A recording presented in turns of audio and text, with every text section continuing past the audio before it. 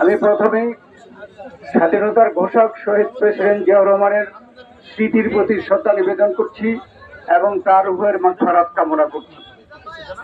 তিনি এমন একজন ব্যক্তিত্ব যার তিনটি সফল জীবন: সৈনিক জীবন, রাষ্ট্রনায়কের জীবন, রাজনৈতিক জীবন। এটা বিরল। বাংলাদেশে অনন্য উদাহরণ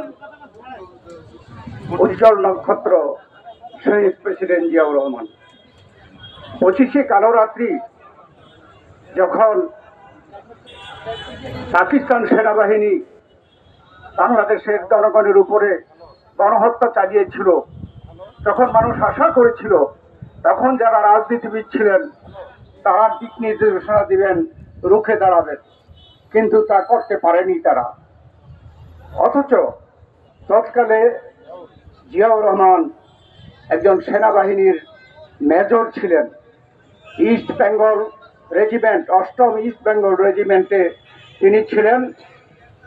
25শে কালো রাত্রিতে তিনি কারোর সাথে পরামর্শ না করে নিজের উদ্যোগে, কি সাহসী থাকলে, দেশপ্রেম তার কত কঠিন থাকলে, তিনি তখন নিজের কথা, পরিবারের কথা কারো চিন্তা না করে তিনি 25শে কালো রাত্রিতেই কিন্তু তিনি চট্টগ্রাম এই 8ম ইস্ট বেঙ্গল রেজিমেন্টে বিদ্রোহ ঘোষণা করেন এবং তিনি তার বাঙালি অফিসার সৈন্যদেরকে নিয়ে অস্ত্রশস্ত্র সহ সেখান থেকে বিদ্রোহ ঘোষণা করে কালুঘাট বেতার কেন্দ্রে চলে যান।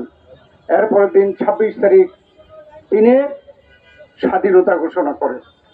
এই স্বাধীনতা ঘোষণা কিন্তু বাংলাদেশের জন্য একটি অনন্য দিবস। এই দিন যদি তৎকালীন মেজর জিয়া স্বাধীনতা ঘোষণা না করত, বাংলাদেশ সৃষ্টি হইত কিনা সন্দেহ। তাই বাংলাদেশ প্রতিষ্ঠা আর শহীদ জিয়াউর রহমানের স্বাধীনতার ঘোষণার সাথে কোন রকমের এটাকে ভিন্ন খাতে কোনো প্রবাহিত করার সুযোগ নাই। এটা একটা আরেকটার সাথে ওতপ্রোতভাবে জড়িত। অথচ বিগত সরকার, শেখ হাসিনার স্বৈরাচারী ফ্যাসিস্ট সরকার, এই জিয়াউর রহমানের অবদানকে মুছে ফেলার জন্য, জিয়াউর রহমান নামকে মুছে ফেলার জন্য, বিএনপি জিয়াউর রহমানের প্রতিষ্ঠিত দলকে মুছে ফেলার জন্য এমন কিছু করে নাই যেটা ন্যাক্কারজনক এবং এদেশের মানুষ গ্রহণ করে নাকি। শহীদ জিয়াউর রহমান শুধু স্বাধীনতার ঘোষণা নয়, যুদ্ধ করেছেন সম্মুখ সমরে। উনি সেক্টর কমান্ডার ছিলেন। যখন বাংলাদেশে প্রথম মুক্তিযোদ্ধারা একটি ডিভিশন, এটাকে ফোর্স নাম দিয়েছিল, করতে পেরেছিল, তখন সেই ফোর্সের নাম, প্রথম ফোর্সের নাম হচ্ছে জিয়াউর রহমানের নামে জেড ফোর্স। তার অধিনায়ক হিসাবে তিনি মুক্তিযুদ্ধ পরিচালনা করেছেন এবং এদের স্বাধীন করে তিনি সেনাবাহিনীতে চলে গিয়েছিলেন। তার কোনো উচ্চাশা ছিল না। তিনি সিনিয়র এবং মুক্তিযুদ্ধের স্বাধীনতার ঘোষক হিসাবে তিনি সেনাপ্রধান হওয়ার কথা ছিল, কিন্তু স্বাধীনতার পরে যারা ক্ষমতায় ছিল জিয়াউর রহমানকে বঞ্চিত করেছিল, কিন্তু জিয়াউর রহমান তার কোনো প্রতিবাদ করেনি। কিন্তু স্বাধীনতার পরে যারা ক্ষমতায় ছিল তারা দেশে নানা ধরনের অন্যায়, অত্যাচার, নির্যাতন, রক্ষী বাহিনীর সৃষ্টি, গণতন্ত্র হত্যা করে বাকশাল প্রতিষ্ঠা, অর্থনীতি লুটপাট করে, সমাজতন্ত্রের নামে অর্থনীতি লুটপাট করে দেশের 74 সনে দুর্ভিক্ষ সৃষ্টি করেছিল। যারা এখানে বয়স্ক তারা ভালো করে জানেন। এদেশের মানুষ বিক্ষুব্ধ হয়ে এই তৎকালীন সরকারের বিরুদ্ধে এইবারও যেন 24শে অভ্যুত্থান করেছিল, বিদ্রোহ করেছিল, তেমনি ভাবে একটার পর একটা তখন কিন্তু অভ্যুত্থান, কাউন্টার অভ্যুত্থান হয়েছে। এই প্রক্রিয়ায় 75-এর নভেম্বরের 4 তারিখে খালেদ মোশাররফ, একজন ব্রিগেডিয়ার, নিজে মেজর জেনারেল ঘোষণা করে তিনি সেনাপ্রধান হয়ে, তখন জিয়াউর রহমান সেনাপ্রধান তাকে ঘরে তার নিজ গৃহে গ্রেপ্তার করে তখন বঙ্গভবন দখল করে। তখনই এদেশের মানুষ, জনগণ এবং সৈনিকরা বিক্ষুব্ধ হয়ে একত্রিত হয়ে এদেশে সিপাহী জনতার বিপ্লব সাধন করে এবং তার মাধ্যমে জিয়াউর রহমান ক্ষমতায় এসে তিনি রাষ্ট্রপতি হিসাবে অনেক কথা বলতে হয়, সময় নাই, তিনি সফল ছিলেন। তার প্রমাণ হচ্ছে তাকে হত্যার পরে ঢাকায় যে জানাজা হয়েছিল, এত বড় জানাজা তখন পর্যন্ত পৃথিবীর কোনো দেশে কোনো মুসলিম প্রধান মারা যাওয়ার পরে এত বড় জানাজা হয়নি। দেশে বিদেশে পত্রিকায় এটা প্রচারিত হয়েছে। আমি সেখানে উপস্থিত ছিলাম। আমি ৭৯ সন থেকে জিয়াউর রহমানের প্রথম ছাত্র বিষয়ক সম্পাদক হিসেবে তার সাথে কাজ করেছি, এই জানাজায় উপস্থিত ছিলাম। আমিও দেখেছি এত বড় জানাজা পৃথিবীর কোথাও ওই পর্যন্ত ওই সময়ের মধ্যে হয় নাই। এখন পর্যন্ত বেঁচে আছি, এখন পর্যন্ত দেখি নাই বাংলাদেশ কেন পৃথিবীর কোথাও কোনো রাষ্ট্রনায়ক, মুসলমান রাষ্ট্রনায়ক মারা যাওয়ার পরে এত বড় জানাজা হয় নাই। সেটাই প্রমাণ যে রাষ্ট্রপতি হিসাবে কত সফল ছিলেন। তিনি রাজনীতিবিদ ছিলেন, সেনাবাহিনীর সদস্য হিসাবে তিনি রাজনীতি করবেন এটা কেউ মনে করেনি, কিন্তু তিনি এদেশে প্রেসিডেন্ট হয়ে ১৯ দফা কর্মসূচি দিয়ে যে পরিবর্তনগুলো করেছিলেন, জাতিসত্তার পরিচয়, বাংলাদেশি জাতীয়তাবাদ, আমাদের ধর্মনিরপেক্ষতার পরিবর্তে আল্লাহর উপরে বিশ্বাস এবং সকল ধর্মের সমান অধিকার, সমাজতান্ত্রিক অর্থনীতির পরিবর্তে মুক্তবাজার অর্থনীতি, এগুলো তিনি এগিয়ে নিয়ে গিয়েছিলেন বাংলাদেশকে একটি স্বনির্ভর উন্নত বাংলাদেশ এবং আধুনিক বাংলাদেশ প্রতিষ্ঠার জন্য।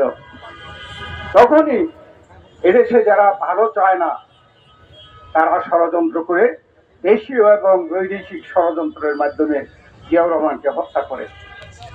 যাই হোক, জিয়াউর রহমান রাষ্ট্রনায়ক হিসাবে সফল, রাজনৈতিক দল প্রতিষ্ঠা করেন ওই আদর্শগুলো যাতে বাংলাদেশে প্রতিষ্ঠিত থাকে সেই জন্যে তিনি বাংলাদেশি জাতীয়তাবাদের ভিত্তিতে তিনি বাংলাদেশ জাতীয়তাবাদী দল প্রতিষ্ঠা করেন। তাকে হত্যার পর অনেকে বলেছিল যে জিয়াউর রহমান ছাড়া বিএনপি শূন্য হয়ে যাবে, কিন্তু তা হয় নাই। তার যোগ্য উত্তরসূরি দেশনেত্রী বেগম খালেদা জিয়া শক্ত হাতে এই বিএনপির পতাকাকে ঊর্ধ্বে তুলে ধরেছেন এবং এই দেশের জনগণ তিনবার নির্বাচন করে বেগম খালেদা জিয়াকে প্রধানমন্ত্রী বানিয়েছেন। এখন পর্যন্ত গত ১৬ বছর যাবৎ এই বিএনপিকে, এই বেগম খালেদা জিয়াকে, তারেক রহমানকে নিশ্চিহ্ন করে ফেলার জন্য এমন কিছু করে নাই যেটা বাকি আছে। কিন্তু আল্লাহর রহমতে এবং জনগণের দোয়ায়, জনগণের সমর্থনে আলহামদুলিল্লাহ আমরা আজকে বাংলাদেশের সবচেয়ে জনপ্রিয় দল, যে আওয়ামী লীগ এত স্বৈরাচার, অন্যায়, অত্যাচার, বিচার বহির্ভূত হত্যাকাণ্ড, গুম খুন করে ক্ষমতা টিকতে চেয়েছিল, তারা কিন্তু ২৪